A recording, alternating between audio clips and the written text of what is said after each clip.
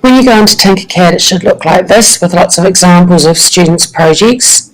You just need to select Create New Design. Once that opens up, you're going to see the work plane, which is the area that you're going to be building on. For this project, all you need to do is click Import. Choose a file, and then find the folder with the picture that you want to 3D print. So we're going to click on this one, Open. You see here it's warning me that the picture's really big and it's too big for the space. So I'm going to scale it down to 20%.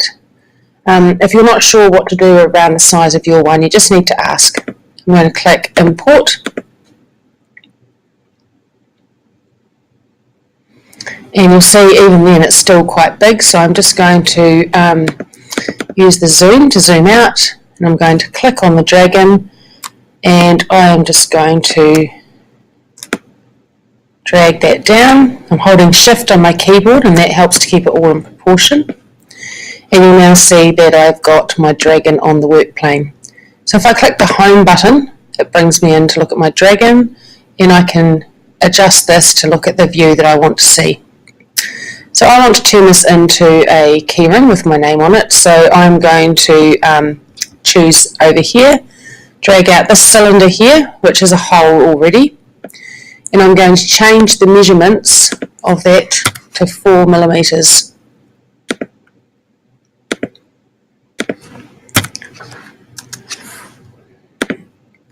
I now drag the hole over onto the dragon. Now it's important that you leave enough space for the keyring to get through. If you drag it into somewhere like here, for example, it's too big an area for the keyring to get around. Again, if you're not sure, just ask someone and they'll help you.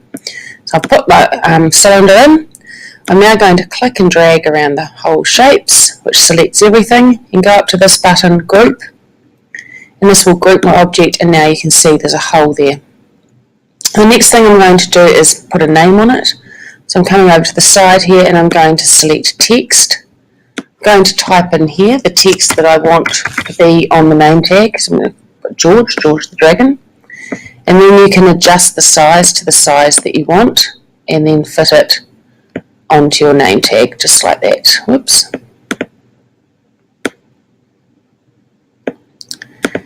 And there we go. There's the handles of George rather than the dragon, and then I'm just moving that and aligning it up.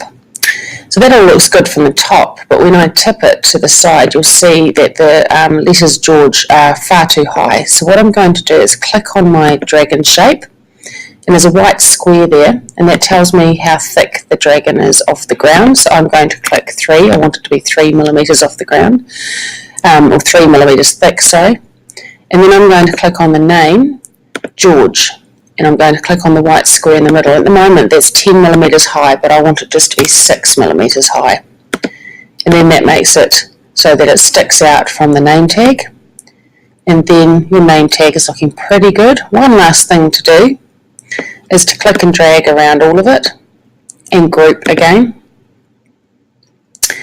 And then over here, choose the colour of the filament that you want. If the colour's not there, don't panic, because we're going to cover that off in the next step. And the very last thing that you do is you type in here your name, which we're going to put as George, and then we're going to type orange, because that's the colour that we want it printed in. And once you've done that, there's a 3D printing list on the board, and you can go and add your name to the list. Well done.